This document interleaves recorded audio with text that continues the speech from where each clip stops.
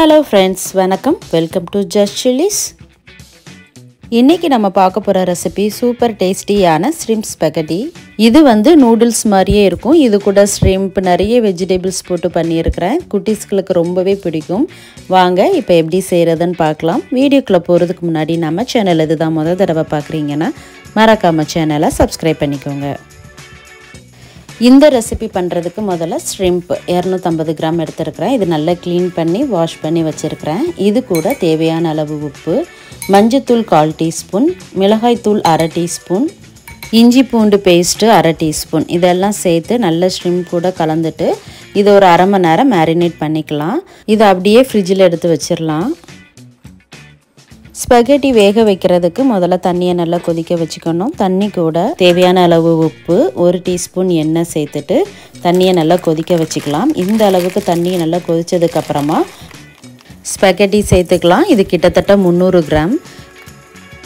இதை மீடியம் ஃப்ளேமில் 10 நிமிஷம் நல்லா வேக வச்சு எடுத்துக்கலாம். இதோட குக்கிங் டைம் வந்து பேக்கெட் பின்னாடி போட்டிருப்பாங்க. எவ்வளோ நேரம் குக் பண்ணணும், எவ்வளோ தண்ணி அளவு சேர்க்கணுன்னு நீங்கள் அதை ஃபாலோ பண்ணிக்கோங்க. நான் ஒரு 10 நிமிஷம் நல்லா வேக வச்சு எடுத்துக்கிட்டேன். இதை அப்பப்போ கிளறி கொடுத்துக்கிட்டே இருக்கணும். அப்போ தான் எல்லா பக்கமுமே உங்களுக்கு ஒன்று போல் வெந்து வரும்.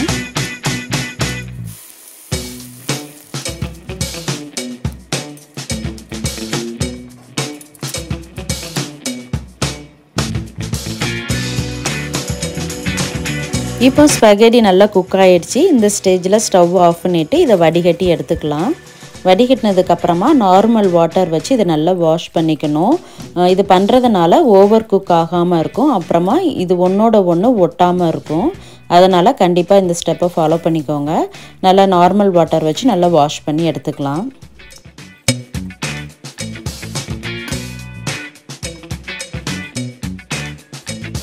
பாஸ்தா ரெடி ஆகிடுச்சு, இருக்கட்டும். அடுத்ததாக ஷ்ரிம்ப் ஃப்ரை பண்ணி எடுத்துக்கலாம். அதுக்கு ஒரு பேனில் பொரிக்கிறதுக்கு தேவையான அளவு எண்ணெய் ஊற்றிக்கலாம். ஊற்றிட்டு ஏற்கனவே மேரினேட் பண்ணி வச்சுருக்கிற ஷ்ரிம்பை பொரித்து எடுத்துக்கலாம்.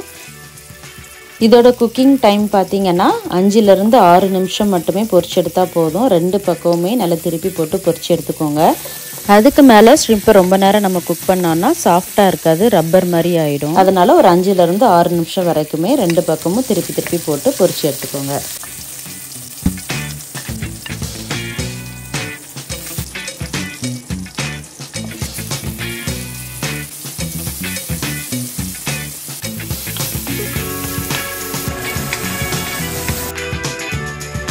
நான் ஷ்ரிம்பை 2 பேட்சாக போட்டு பொரிச்சு எடுத்துட்டேன். அடுத்ததாக அதே பேனில் பட்டர் 1 டேபிள் ஸ்பூன் சேர்த்துக்கலாம்.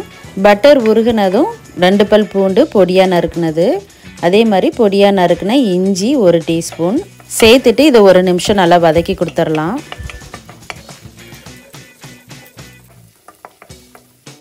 நீளமாக கட் பண்ண மீடியம் சைஸ் வெங்காயம் 1, இதையும் கண்ணாடி பதம் வர வரைக்கும் நல்லா வதக்கி கொடுத்துடலாம். வெங்காயம் நல்லா வதங்கினதுக்கு அப்புறமா காய்கறி சேர்த்துக்கலாம். நீளமாக கட் பண்ண பீன்ஸ் இது ஒரு 1/4 cup, carrot medium size 1, salary 1/4 cup, capsicum 1/4 cup, முட்டைக்கோஸ் நீளமாக கட் பண்ணது ஒரு 1/2 கப். அப்புறமா தேவையான அளவு உப்பு சேர்த்துட்டு இதை 2லேருந்து 3 நிமிஷம் மட்டும் நல்லா வதக்கி கொடுத்துடலாம். ரொம்ப நேரம் குக் பண்ணணுன்ட்டுன்னு அவசியம் இல்லை. காய்கறி வந்து உங்களுக்கு விருப்பமான எந்த காய்கறினாலும் நீங்கள் சேர்த்துக்கலாம். காய்கறி வதங்கினதுக்கப்புறமா vinegar 1 table spoon, chilli sauce 1 table spoon, soy sauce 1 table spoon இதை சேர்த்துட்டு இதை ஒரு தடவை நல்லா கலந்து கொடுத்துடலாம்.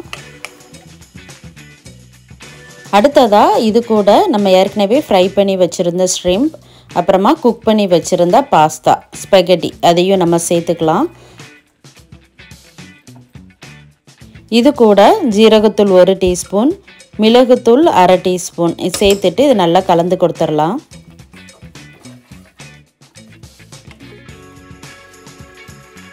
நல்லா கலந்து கொடுத்ததுக்கப்புறமா கடைசியாக கொத்தமல்லி இலை தூவி ஸ்டவ் ஆஃப் பண்ணிக்கலாம். அவ்வளோதாங்க, நல்ல டேஸ்டியான சூப்பரான ஷ்ரிம்ப் ஸ்பெகட்டி ரெடி ஆயிடுச்சு.